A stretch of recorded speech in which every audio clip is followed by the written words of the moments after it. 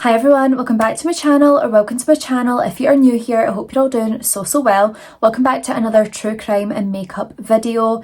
Today we are covering the harrowing case, the murders of Martha Jean Crutchley and Joshua Ford. This amazing couple were brutally and just savagely murdered by Erika and Benjamin Sifrit. Now, Geney and Joshua, they are known as hard-working individuals who were so loving, kind, caring and compassionate, and just adored by every single person around them. Now, they're so hardworking that on Memorial Day weekend of 2002, they decide that they would like to take a little trip into Ocean City where they can relax, let loose and just enjoy each other's company without thinking about work. Now, devastatingly this night, Geney and Joshua would meet an evil couple, and that is Benjamin and Erika. This couple would invite Geney and Joshua back to their condo that they had been renting, and the night would just take a horrific turn, which would lead to the murders of Geney and Joshua.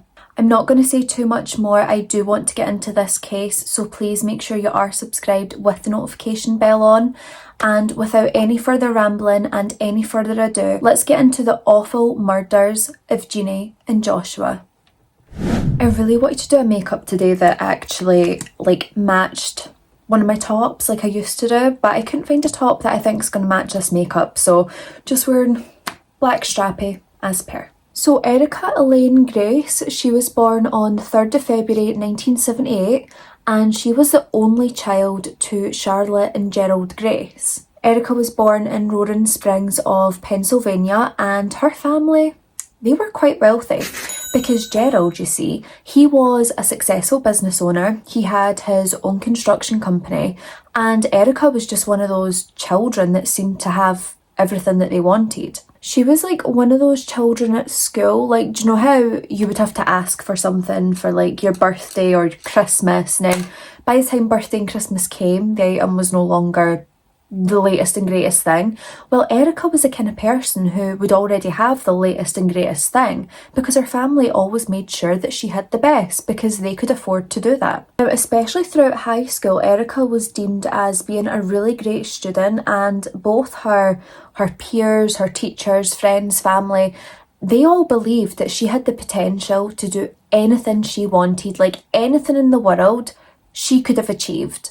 She wouldn't, obviously, because we're telling this case today where she is one of the monsters, but had she really wanted to, she could have. She had great potential. And also within high school, Erika was like a star basketball player. Like, she was pretty incredible, really, really gifted in that sport. She really seemed to thrive in athletics, but also like academic studies as well, which jammy, that's very lucky. She was also an honour roll student, and she would graduate from high school in 1996 before attending the Mary Washington University. Now, this was in Fredericksburg of Virginia, and she had earned herself like a partial athletic scholarship. So as I had said, in high school, Erika really excelled in both athletics, academics, anything that she put her mind to, she was great at.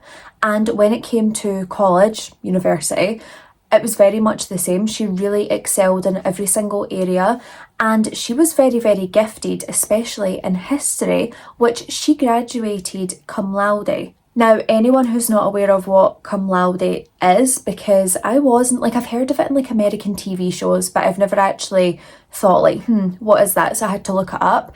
Basically, it's like a Latin honour term, and this basically means that she would have graduated with honours or distinction. And because of this, she was in the top 20 to 30th percentile of her school, and she would have had a GPA of around 3.5 to 3.6.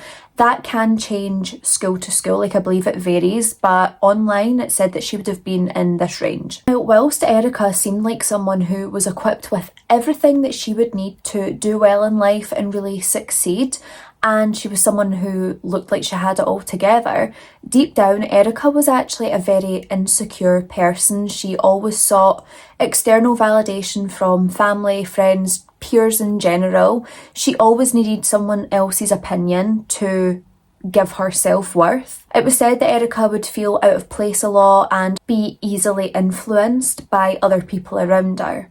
But this external validation that we're talking about, there would be one person in particular who would really give this to Erika, and that is Benjamin Adam Sifrit. So Benjamin Adam Sifrit, he was born on October the 21st of 1977, and he was born to Elizabeth Ann and Craig Arthur Sifrit. They lived in Estherville, Iowa, and here Benjamin was known by his nickname BJ. Lol, I'm such a child. Now in high school, Benjamin, he was a competitive swimmer, and apparently, just like Erika, he had the potential to do great things. He was really talented. Now Benjamin, as you can probably guess, with him being a competitive swimmer, he was a really gifted swimmer, so this meant that he got employed as a lifeguard. Now when he graduated from high school, he enrolled in the Navy and he would train to become a Navy SEAL, and unfortunately, he would very much excel in this area. Now Benjamin, he was known to have a really sinister, dark side to him, and if you're wondering, how can we prove this? Well, first thing that might prove it is the Nazi swastika that he had tattooed on his chest. Why are they all obsessed with Hitler, the Nazi? Can we just leave it? Leave it in the past, leave it in history. But if anybody takes anything away for this video, do not trust a man or a woman or anyone that has a Nazi swastika tattoo. They're not good people. They never will be. As much as Benjamin was, quite buff because he was training as a Navy SEAL, he would scare away the women, unsurprisingly. The minute he took off the top to reveal the muscle, the first thing they see is the Nazi swastika, and they're like, actually, I've got a roast in the oven and it might burn, so I need to go. Now, in my humble opinion, Benjamin is not someone that I would refer to as a stand-up guy, okay? He had issues, several issues, anger issues. He was aggressive, manipulative. He was very, very angry all the time, and his manipulation would be next level, unheard of levels of manipulation. He could go from being Prince Charming 1 second to the Hulk the next second. The switch up was crazy. So Erika and Benjamin, they would meet in 1998, and right away from the get-go, it really seemed like they were a good fit for each other. They really seemed to complement each other. They had so much in common, but their main common interest was athletics, his swimming and her being a basketball player. They really had it off and bonded over that. They felt like quite a perfect match for each other because health and fitness was a top priority in each of their lives. It's a shame that, being a decent human being wasn't a top priority, but we'll get into that. Now, just a few weeks into Benjamin and Erika's relationship, Benjamin proposes to Erika. If you know, you know. When it's the one, you know it's the one. Now, Erika, she was known to be somewhat of a rational person who didn't make decisions on impulse. She was really thoughtful. She thought things through until the day Benjamin proposed, where she wouldn't. Erika said yes to marrying Benjamin right away. Not even a thought. He proposed and she was like, yes. And obviously Erika phones her family and her friends and she's like, guess what, me and Benji, we're getting married. And her friends and family are both shocked because who is this person? Why is she acting so irrational? They were really concerned about her because it was just so out of character for Erika. She has literally known this man for a couple of weeks, so it just never made sense to them at all. Now, the fact that Benjamin was so aggressive and angry and manipulative, they believe to this day that that could have been something that played into her saying yes, but who knows? Because as we get into this case, I think she was just as twisted. So we're still in 1998 and Benjamin and Erika, their big day comes, or their small day, because they invited no one to the ceremony. It was just them two and whoever was officiating the wedding, which again concerned Erika's parents. This wasn't like her, it wasn't something she would do. It was so out of character, she just seemed different. And as quickly as their relationship seemed to, flourish, it came crashing down like a ton of bricks. The honeymoon period didn't really last too long, and bearing in mind the first year of any relationship is like the honeymoon period, and then when you get married it's like the second round of the honeymoon period. It's been a couple of weeks, maybe a couple of months, and the honeymoon period ceased to exist. Now, around this time, Benjamin's career within the Navy, you know, something he once excelled in, that also came crashing down. He seemed to have no regard for authority. He was constantly late, he was constantly absent without leave, he was insubordinate, and he was even wearing unauthorised insignia. And overall, his performance within the Navy was just poor at best. And because of all of this, Benjamin, he wound up being dishonourably discharged on the grounds of bad conduct, and rightfully so. But here's a man who's already angry and aggressive and has a lot of issues. He's just angrier now. He's really not happy. So at this point, it is early 2001, and Benjamin and Erika are both 23 at this point, and they decide to move near to Altoona, Pennsylvania, which is Erika's hometown. Like, how cute. And whilst they were there, they would open like this little business, this little shop, and it was like a scrapbook shop, and they called it Memory Lane. Wholesome. Now, when they moved near to Altoona, this would be the first time that Erika's parents would actually meet Benjamin. They're just meeting her husband for the first time. But then again, I suppose it's all moved very quick. Let's just say when Charlotte and Gerald met BJ, they were not a fan of him at all. They did not think he was a great fit for their daughter. And it's not that her parents were controlling or didn't want her to be happy. If they had met Benjamin and had they thought that he was a good man who would treat Erika well and, you know, give her a good life, they would have approved. They only wanted the best for Erika, and that shows the whole way through her life. But they could just tell right away that Benjamin was just an ass. So Memory Lane, their little scrapbook business, actually sounded like it could have been cute, right? But it just had the wrong people in charge, right? But basically their business, it was scrapbooking, shock horror. You could basically take in like photos, ticket stubs, receipts, anything that held like a sentimental memory or sentimental value to you. You could take that into Erika and Benjamin. They would combine it all for you and put it into like a really cute scrapbook, which would make like the perfect gift for someone. I love a wee bit scrapbooking myself. And this is what their little business entailed. But Erika and Benjamin, they felt like they could be doing more. They could be making more money. So they decide that they're going to open up like their own little shop on eBay, and they're going to sell some merchandise.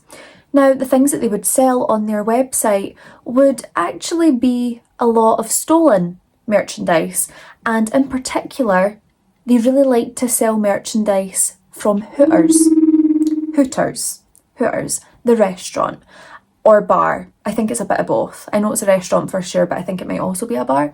But they love to sell the Hooters merch. That seemed to do really well on the eBay store, and Hooters plays quite a crucial role in this story at one point. Now, at this point, every single person in Erika's life that knew her well was concerned for her like mental well-being, because she had just become so incredibly reckless with every decision she would make and every action that she would take. So I don't know why I'm rhyming, but sometimes it happens. Like, they didn't really recognise the person that Erika was anymore. She was drinking heavily, which she never did before, and now she was even taking drugs, which was something that she hadn't touched previously. Apparently. I can't say that for sure, but apparently. And not only was she like drinking and taking drugs and just being overall reckless, she started buying snakes. Yeah. I like snakes, but not too many. And I also don't think I'd actually have one, but I do think they're quite cute. But she got a snake for Benjamin, and Benjamin, he wound up calling this snake Hitler. Yeah, I wonder if it had a moustache. So it's Memorial Day weekend of 2002, and Benjamin and Erika, they decide that they deserve a break. You know, all these break-ins, stealing the Hooters merch, selling it online, is becoming too much. And, you know, outside of that, they're also having to use a Pritt stick and glue and stick things and, you know, sell that to people, selling back people's memories to them. So they decide that they are going to go away for Memorial Day weekend, and they decide to take a trip to Ocean City in Maryland, where they would rent out a penthouse in the Rainbow condominium complex. You know, they're just like taking a little trip to relight the fire, get the passion going again. Now, whilst we are talking about Ocean City, this is where we will meet the poor victims of this horrific case. So first off, we've got 51-year-old insurance executive Martha Jean Crutchley, and she better went as Geney to her friends, to her loved ones. She was Geney. Now, we also have her 32-year-old boyfriend, Joshua Ford, who was an investment banker. And I think just from saying their job titles, you can tell that these are successful, hardworking people. Now, Joshua and Geney, this Memorial Day weekend, they were also heading into Ocean City for some time to relax, de-stress, and just get some rest that they deserve because they are hardworking people. So Joshua, he was raised in South Boston, Massachusetts. He was incredibly hardworking and extremely dedicated to his job. Now, he had so many different passions, particularly around sports, and more specifically, martial arts. He had done karate when he was a child, and this was a passion that followed him throughout his adulthood as well. Joshua was described by those who love him as kind, funny, compassionate, loving and caring. Now, Geney, she was described as one of the most calm, compassionate and loving people that you would ever meet. And just like Joshua, she was so hardworking, she was so incredibly dedicated to her job, and she really worked hard to live the life that she did. Now, in 2001, they had moved to Fairfax, Virginia, because Joshua received a really lucrative job offer. Again, because they're hardworking, they're working their way up. And then come Memorial Day weekend of 2002, the couple decided that they absolutely deserve a break, some time away to let loose and relax. So on the evening of May the 25th, 2002, Geney and Joshua, they're sort of coming up with their plan for the night. They decide that they are going to grab some dinner, some drinks, and then just see where the night took them because, you know, they weren't having to look out for work the next day. They had the whole weekend to themselves, so they were in no rush to get out then get back home. So first of all, they took a bus downtown where they would grab their dinner and drinks. So Geney and Joshua, they finished their dinner and drinks, and they've kind of got that little like buzz about them. Like when you first have a drink and you get that buzz where it feels like the night's just beginning. They had that kind of feeling, so they decide they're going to board a bus, you know. They end up where they end up, they might go to a club. Whilst they're getting on this bus, they are seen offering to pay for another couple's bus fare because apparently this other couple didn't have change, and it is believed that this would have been Benjamin and Erika. Now, whether it was Benjamin or Erika who they were offering to pay their bus fare doesn't really matter because we do know for a fact that Benjamin and Erika were on the same bus as Geney and Joshua. Now, Geney and Joshua, they are talking away to this couple who they believe is very friendly, very funny, very outgoing. They're having a really nice time chatting away to them, and then this couple, Benjamin and Erika, they ask Geney and Joshua if they would like to go clubbing with them. Now, Geney and Joshua, of course, are just, you know, kind of starting to get into their night, and they're more than up for a bit of partying, so they decide that they'll head off to the club with Benjamin and Erika. So Geney and Joshua, not wanting their fun to end just yet on their one weekend that they're actually just getting to do whatever they want, they decide to go to Club Secrets with Benjamin and Erika. Whilst at Club Secrets, the couples are both really enjoying themselves. They're having a really nice time. They're singing, they're dancing, they're chatting away, they're having loads of drinks, and the night is just flying by, and it goes by so quickly that the club is at its closing time now. Like, do you know that way when you're on a night out, you get a bit carried away and you're there until like the club lights turn on, and it's a whole self-reflection moment of like, oh my god, what am I still doing here? Well, they have that. And still, Geney and Joshua, a couple who don't always get to do this, they were having so much fun, they didn't want to go home. Benjamin and Erika, they ask if they want to come back to their penthouse where they can continue chatting away and having a few more drinks. Geney and Joshua at this point are thinking, do you know what, we've maybe made like friends with another couple, which is always nice. So they decide that they're going to go back because they're having such a nice time. And it's honestly just so sad to think about, like this couple, they just think that they've met, some really nice, genuine people who they can have a good time with and possibly continue a friendship with, and they have no real idea the kind of people that they're dealing with and just what they had in store for Joshua and Geney. So at this point it's said that both couples are really enjoying their night. They're actually in the hot tub, they're drinking, they're laughing, they're singing, just having a really good time, when all of a sudden Erika jumps up out of the hot tub and goes away upstairs. Couple of minutes later, Erika can be heard screaming at the top of her voice, and she starts to scream like, "Where's my pocketbook? Someone's taken my pocketbook!" And she is very angry and very accusatory toward both Geney and Joshua. Now on the back of this, Benjamin, he pipes up, he stands up, gets out the hot tub and then grabs his .357 Magnum revolver. So he frantically and threateningly, he's like waving this about like, "Who's got my wife's pocketbook? Who stole my wife's pocketbook?" And at this point, Geney and Joshua, they realise the kind of people they're surrounded by. I mean, of course, Geney and Joshua hadn't touched this pocketbook that they're talking about. They had not touched it. They were just there enjoying themselves. This couple quite clearly had this planned, and they realise the level of danger that they're facing. And Geney and Joshua at this point, they've realised that they've actually just come in contact with a couple who have found an opportunity to kill. So both of them, terrified for their lives, they run to the bathroom immediately. They sprint in and they lock the door, and both Benjamin and Erika are banging on the door at this point, trying to get in. Benjamin even fires the gun, lets off shots, aiming at the door, and both him and Erika break the door down. Now, certain sources state different numbers. So Joshua, he had been shot either 2 or 4 times in the head, which killed him almost immediately. The death of Geney, however, although they assume it would be gunshot wounds, they wouldn't be able to tell this because the state of the bodies when they found them would make this near enough impossible, but I will get into that later.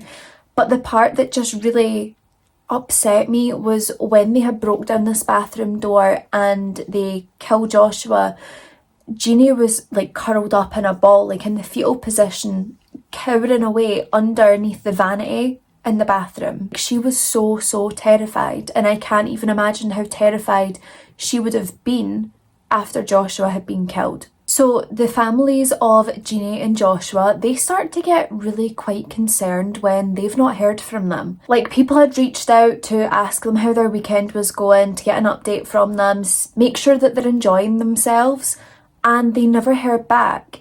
They had like this gut feeling just telling them that something wasn't quite right, but then again, this could just be because the couple didn't want to speak to anyone, they just want to enjoy their weekend, so they're trying their best not to think so negatively.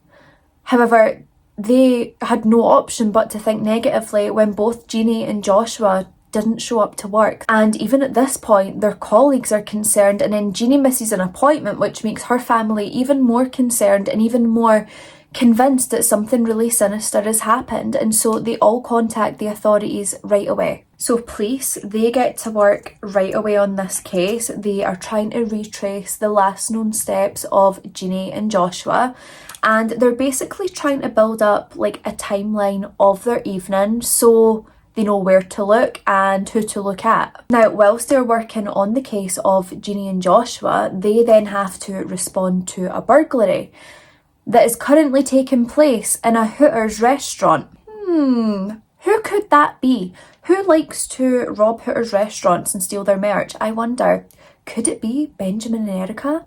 Now, the alarm in the Hooters restaurant was a silent alarm, so the burglars at the time, they hadn't actually been startled by an alarm because it was silent. They don't know that the police have been alerted and are on their way. So it's the early hours of May the 31st, and police, they make their way to the Hooters in Ocean City, where they spot 2 individuals immediately. Now, who are these 2 individuals, I hear you ask? Well, of course, that was Benjamin and Erika. And, of course, they were carrying a big load of Hooters merch under their arms. So police, they get out their vehicle and immediately they approach these 2 individuals that we know as Benjamin and Erika. Now, they're not just carrying stolen Hooters merch. Oh no. Erika, she has a .357 Magnum revolver and a knife. And BJ, he has a 9mm handgun and a knife as well. Why would you need those? I wonder. So the police, they arrest Erika and Benjamin on the spot because they're thieves at this point, they're only thieves. Now, when they get arrested, Erika, she starts freaking out. She's claiming that she's having a panic attack and that she needs her anxiety medication. So the police, they kindly go into her purse and they are raking around, you know, that purse that was apparently stolen, by the way. Anyway, they're raking around trying to find the medication. Whilst they're finding that, they also find 2 IDs that don't belong to Benjamin and don't belong to Erika. And they're no fakes. These IDs are for Martha Geney Crutchley and Joshua Ford. And right away, the police, they recognise this as the people who have been reported missing. Ignore the concealer here, I'm trying a new thing that I see on TikTok. Anyway, so the police, they not only find the identification of these 2 missing people, but they also find a key that leads to a penthouse. The penthouse of Erika and Benjamin, the one that they're renting. So police ask, where did these IDs come from? And the couple just remain silent. So police then have to take them in for questioning, and they decide that they're going to head to the penthouse that Benjamin and Erika were renting. In their mind at this point, they are just hoping and praying that they might find Geney and Joshua alive, but they wouldn't. So when police enter the penthouse, they immediately notice that there is blood spatter in the master bedroom and also in the bathroom. The bathroom looked like it had been wiped down and like cleaned pretty well, but there was a few specks of blood spatter that had been missed. There was also a bullet hole in the wall, and they actually found there was like plaster and paint that obviously it looked like they were going to try and fill in the bullet hole and then paint over it so it didn't look suspicious. Now, there was also 2 spent bullets found as well, and these bullets had flesh on them, flesh and blood, and when these were later tested, it would be confirmed that Joshua's DNA was found on the bullets. Now, whilst at the scene of this crime, they are finding a lot of evidence, but what they can't seem to find is the bodies of Joshua or Geney. So where were they? Now at this point, back at the station, Erika, she's folded like a cheap suit. She is singing like Johnny Cash. She confesses that the couple had in fact been murdered, but of course it wasn't her. And it wasn't Patricia. It had been Benjamin. Benjamin had committed these murders on his own accord, by himself, and all she did was help dispose of the bodies. As if that's not a crime. We know that this is not the case. She's quite clearly as culpable as Benjamin. So Erika, she tells the police that Benjamin had used his Navy SEAL skills, because remember, he's an ex-Navy SEAL, but he apparently used his Navy SEAL skills to dissect and dismember both Joshua and Geney so their bodies would be easier to get rid of. Now, Joshua and Geney, they were cut up into small parts. They were basically, you know, taken apart limb by limb, and their bodies were put into plastic bags, like trash bags, military kit bags, whatever they could find, like plastic boxes, to dispose of their remains. Now, Erika tells the police that these trash bags, plastic boxes, everything that they've used to put the remains into, they had been discarded in a dumpster in Delaware outside of a shop, and then ultimately they had been taken to a landfill. Now, luckily in this case, the police, they were actually able to trace where this particular load of trash had been taken. So they were able to find the exact landfill of, you know, where these remains would be. And they assemble a team and head straight to the landfill, and they're assisted by the landfill foreman, who is able to pinpoint exactly where this load of trash would be dumped that would contain the remains of Geney and Joshua. So whilst the police and, you know, that team that they've put together are searching through the landfill, this is when they would come across Geney's leg. And what's really devastating and harrowing is Geney's leg is the only part of her body that would ever be found to this day, and this is why they are unable to rule her official cause of death, because they just don't know. Then they were able to uncover body parts of Joshua, and they found his entire torso as well as both of his arms. And honestly, it just makes me so sad to think that this couple, they were just away for a weekend, trying to enjoy themselves, trying to let loose and have fun together. They're both so hard working, they deserve this little break, and then when they eventually take it, their lives are taken away. And it just, now as you can probably already guess with this couple, they just turn the blame on each other right away. Erika had been a lot more forthcoming from the start, whether she was telling the truth or not, which I don't think she was, but you know, she was more willing to speak at the start. Whereas Benjamin, he didn't really speak at all in the beginning. He wouldn't really speak much until his trial in April of 2003, where he would testify. He claims that Erika was the one who carried out these murders all by herself. He was apparently sleeping in his car at the time that these murders had occurred. Why are you in the car when you came back on the bus? You know, and you're like, why were you in your car, right? But he tries to say this, which I also don't believe. I believe that they were both as guilty as each other. I believe this was their plan. But anyway, and he also tries to state that the only involvement he had in this case, the only involvement, was dismembering and disposing of these bodies. Again, like it is not a crime. So Erika, she begins her defence by saying that Benjamin was abusive to her, not just physically, but mentally. He had threatened to kill her family at one point. He was racist and a bigot and just all around not a nice person to be around. And she was in fear of her life.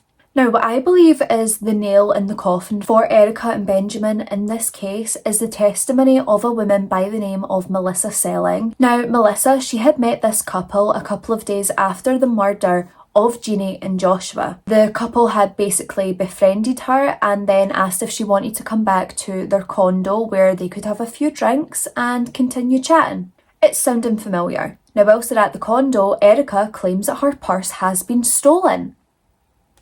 Where have we heard this before? And then, if it's not familiar enough, Benjamin pops up with a gun and starts demanding that, you know, Melissa gives this purse back to Erika that she had not even stolen. So this is going on for a couple of minutes. Melissa is in fear for her life, just like Geney and Joshua would have been. However, it all kind of takes a turn when Benjamin says he's located the purse and everything's fine. And then they go back to acting as normal with Melissa. What this tells me about this couple is this is their thing. This is their bit that they do to commit murder. I don't know what was different about Melissa, I'm not entirely sure, but something was different and they decided not to go ahead with her murder. Now, also according to Melissa, that night, Benjamin had basically bragged about killing 2 people just a few days before, Geney and Joshua. Now, in April of 2003, Benjamin would be found guilty of second-degree murder.